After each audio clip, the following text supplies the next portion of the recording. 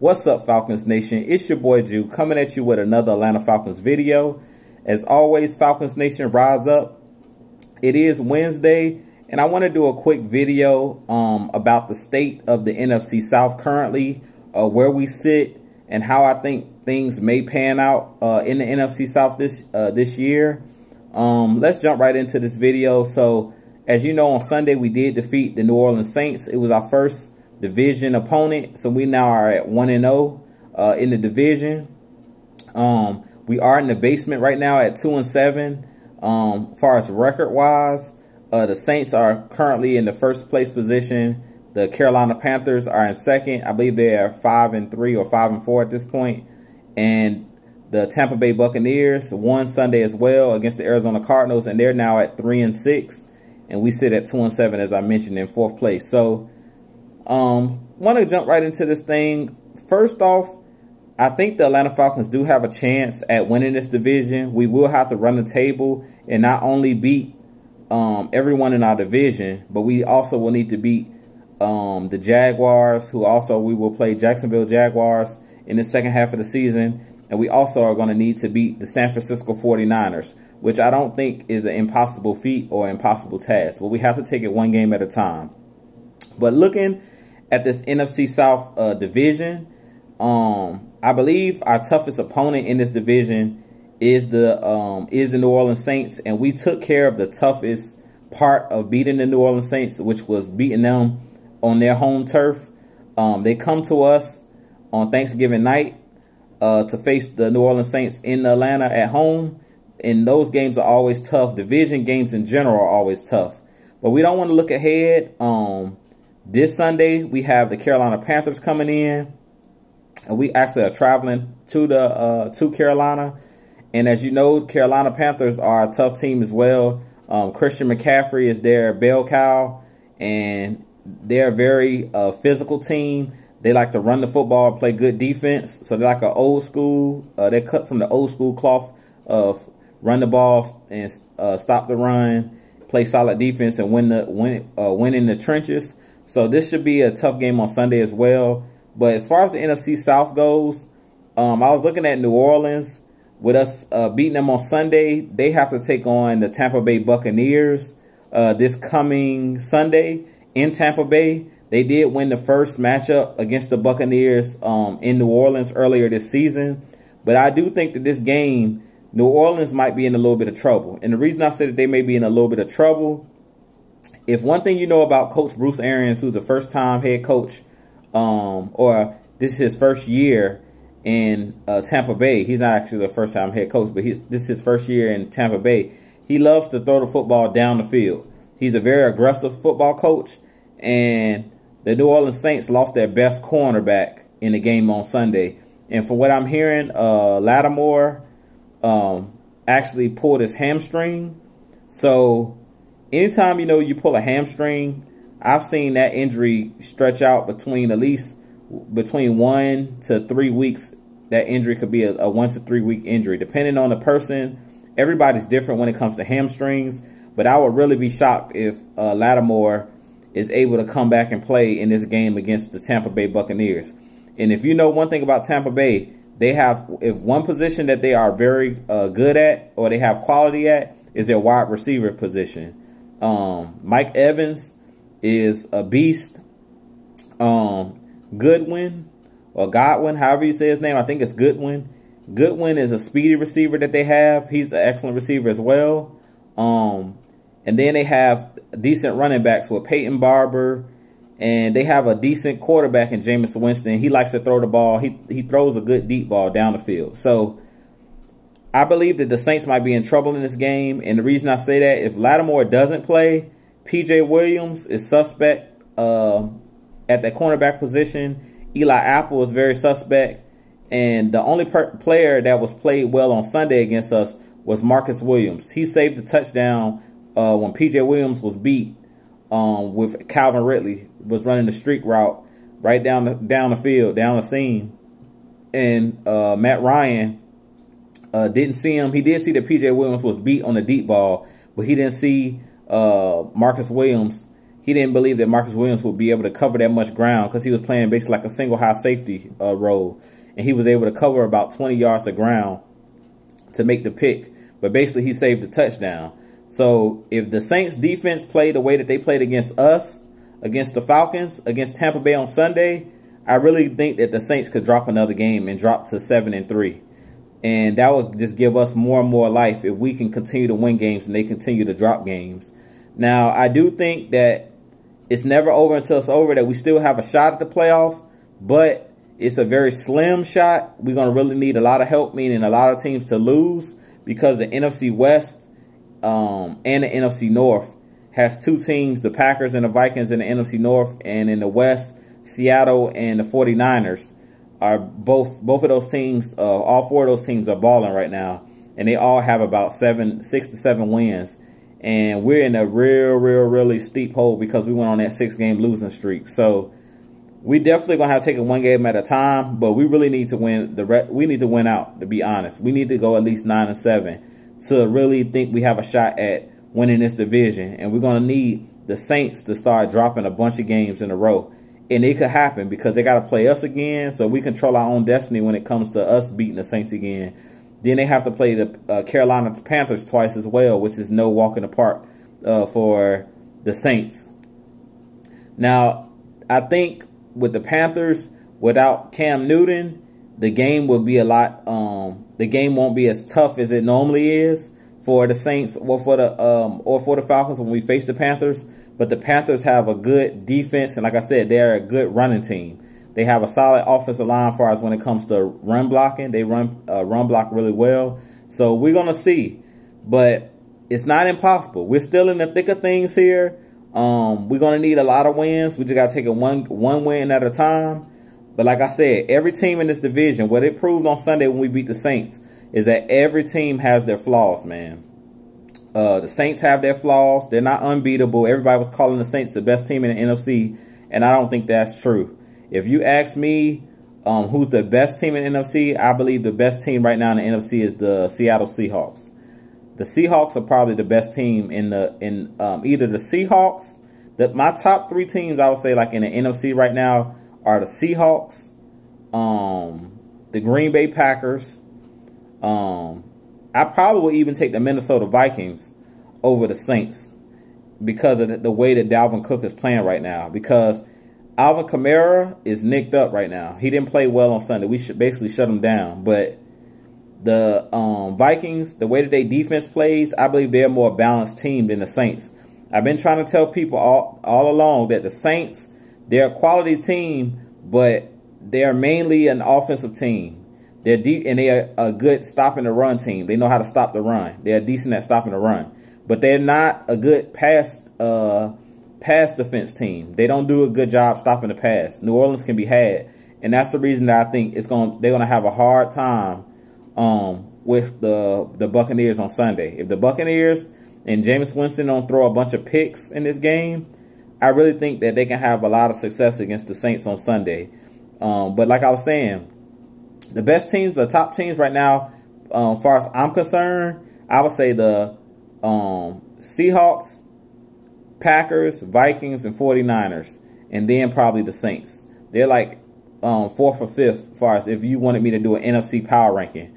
But like I was saying before, man, this NFC is stacked. It's so many good teams, so many you really can't say who's the front runner right now. It's too many great teams to say who the front runners are. But as far as our division, just in general, I do believe that we still can win the NFC South, man. I think out of the teams that's, the Saints, the Bucks, and the Panthers, I feel like our toughest game was going to be against the Saints. And the only thing that I can see the Panthers doing against us is I'm a little bit concerned about us being able to block their defensive line, because they added a lot of players on the defensive line. They have a very big defensive line. They got Bruce Irvin that we had signed last year. They got Gerald McCoy with the Panthers. They also got Dentari Poe that used to play with us.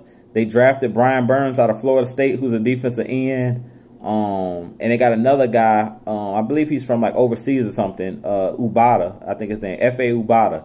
He's another guy that can actually rush the passer. He's a defensive end. And then, you know, they always have had great linebackers with Kuechly and Davis. But now that Davis has, I believe he either went to the Chargers. I think he's on the Chargers now. He was released last year from the Panthers. But they also have, Shaq Thompson. So they have good linebackers, and they have a solid secondary. Their secondary, to me, is the weak point of the Panthers as well. They do have Dante Jackson out of LSU, who was drafted by them last year. He's a very speedy corner. They have Ross Cockrell, who played with the Pittsburgh Steelers, and they have in the backfield, like far as their safeties in the secondary, they have Trey Boston, and they have Eric Reed, that was a longtime 49ers. So they have a decent secondary, and also they have James Bradbury, who is the cornerback, their #1 cornerback. So they have a decent secondary, but I think their strongest point is their front seven and bringing pressure and things of that nature, and getting pressure on your quarterback and stopping the run, because they're so big. They got a huge defensive line. So we're going to see how this whole thing pans out. I really think that Kyle Allen is just probably like a below average quarterback at this point. He doesn't do too much. He's basically just trying to manage games. And I believe if we play them and we start off fast, we could really have our way with them, because I don't think that the Panthers can put up enough points. And they're very, they don't have, to me, a #1 receiver with Carolina, because they lost the guy they had last year who was playing their #1 receiver, in Devin Funchess. He does no longer play for their team. So I really think that they have a bunch of gadget guys. I'm trying to think of the guy that they drafted last year. DJ Moore at wide receiver. Curtis Samuel that played at Ohio State. Most of those guys are gadget guys. They really don't have like a #1 legitimate like receiver. So I really think we can have our way with them. Like I said about the Buccaneers, the Buccaneers have made some good pickups as far as on their defensive line. They do have Ndamukong Suh. They have the longtime New York Giants defensive end that played with them for a long time, and JPP, Jason Pierre-Paul. And they have some quality players. I believe they also have a rusher, another pass rusher by the name that goes by Shaq as well. He played, Shaquille, I think it is. Shaquille Griffin is, I think that, no, that's not his name. That's the dude that played for the Seahawks. I think his name is like Shaq something. Shaq Barrett. That's his name, Shaq Barrett. He played for the Buccaneers. He was played for the Denver Broncos for the last couple years. He's another guy that they have that's like in the pass rush, defensive end. And then they just cut yesterday Vernon Hargreaves, who was their like #1 pick like 2 or 3 years ago at cornerback. And their secondary is really in shambles with Tampa Bay. So if anything, I think if they are going to struggle on Sunday against the against the Saints, I think that would be the issue that they're having, is stopping the pass. But I do believe that they're going to be able to get pressure on Drew Brees like we were able to. And I think that they can put up big points against the Saints, because the Saints defense was exposed a little bit on Sunday. They're not terrible, but they're not as good as people was trying to make them out to be. Like they had, like they were world beaters. They're not world beaters. They're just average. But they're better with playing, they play better with the lead. Like the Falcons, where Cam Jordan and those guys on their defensive line can pin their ears back once their offense gets a lead, and they make your team one-dimensional, like where you can't run the football against them, or you can't eat clock, or they don't, you can't wear out their defense, because they have another defense that's predicated on speed, and they're predicated on trying to have their offense basically drain the clock and things of that nature, work the clock and get out to a fast lead, and then allow their pass rush to get after your quarterback, because they know at that point you can't hand the ball off. And I think that's what our Falcons did a good job on Sunday of doing, was running the ball and taking the air out the ball, keeping Drew Brees on the sideline by the Gatorade, and not allowing that potent offense of the Saints to get going. So like I said, man, the state of the NFC South right now, I think is looking good, stacking up pretty well for us. And I'm kind of glad that the first game of our NFC South opponents was this New Orleans Saints in New Orleans, because I feel like all that did was breed confidence into these young players that play for the Falcons, like Isaiah Oliver, Kendall Sheffield. Like when you go out there and beat Drew Brees, Hall of Fame or future Hall of Fame quarterback, and you beat them handily, you beat them convincingly, I think a lot of those Falcons players, especially the young players, walked away with a lot of confidence. And that's what I'm seeing out of those guys. And that's what I saw on Sunday, that these guys are gaining confidence as every Sunday passes, with every game played and every game started for these guys, like Isaiah Oliver, Kendall Sheffield. It's building and breathing confidence into these guys and breathing confidence into these guys.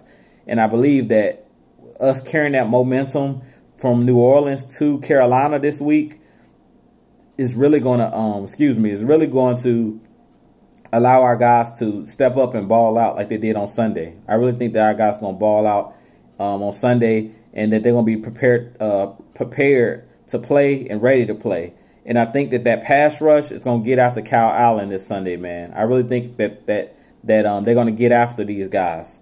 And Kyle Allen is a young quarterback, so if we play those same schemes that we ran on Sunday, where we were dropping defensive linemen, into the middle of the field in zone coverage, and where we were blitzing linebackers and doing stunts up front and things of that nature, I really think that we can go ahead and confuse Kyle Allen in this game. I really think we're going to be able to confuse him, and he's not going to know where the blitzers are coming from. He's not going to know who's in coverage, he's not going to be aware of what's going on. And a lot of times when quarterbacks throw picks and things of that nature, it's because they get confused by what they're reading before they snap the ball. They get confused by, are we in man? Is this defense in zone? Who's blitzing when they're all at the line? It's 6 and 7 guys at the line of scrimmage. Who's actually blitzing and who's going to drop out? Like, when you got to think about all of those things, especially as a young quarterback, it's really, really hard to read defenses if we played the same way we played on Sunday with the same type of scheme. But with that being said, like I said, I really think that we have a chance, man, at this NFC South crown. I also think that, if we win this division, or if we win, a good portion of these games, like we win like 5 or 6 games this year, I really think that Dan Quinn, or Coach DQ, is going to sustain his job. He's going to keep his job in Atlanta. Now, I don't know if that's going to be just for one more year. I can't promise that he's going to be around for a long time. But I really think that with that convincing win on Sunday, Arthur Blank had to really sit back and scratch his head and think, like, man, do I really want to cut this coach, get rid of this coach? Because I don't know if a lot of you Atlanta Falcons fans realize. I know I didn't realize it until after the game, and I watched like NFL, ESPN and things of that nature, NFL Network. And they were saying that was the first time in Drew Brees' history that he didn't score a touchdown in a game at home at the Superdome. And that was since 2005. That record was set, or had been going since 2005. Like, Drew Brees has always thrown a touchdown pass at home in every single game he's ever played. So that was big, man. The defense showed me a lot on Sunday. And I was really proud of the way that the game was called on both the offensive side and defensive side. I think that Dirk Cutter did an excellent job. Jeff Aldrich is doing an excellent job picking up the defensive coordinator calls. Him and Raheem Morris. I told you guys Raheem Morris would be excellent for that secondary, and I seen those guys putting guys in the best positions where they could be successful. I seen Ishmael a couple times up near the line of scrimmage because he's not that good in coverage. I seen Deion Jones shadowing all of the running backs every time he was covering Kamara, shadowing tight ends. I seen Devondre Campbell shadowing tight ends in coverage, and also blitzing off the screaming off the edge. But the tackle sack he had on Drew Brees in the red zone on that first drive. So it was just a lot of good things, man, I took from this game. I seen Foye Oluokun get some good portion of the snaps and did an excellent job of coming downhill and making tackles, and also covering guys in coverage. So it was just a great game all around for the Atlanta Falcons, man. The NFC South, like I said, is still wide open. But like I said, the main team that I'm really concerned about in this division is the New Orleans Saints, because they have the most wins at the present time. I do believe, like I said, Carolina is definitely beatable, and the Tampa Bay Buccaneers are very beatable. We just have to take it one game at a time and be prepared.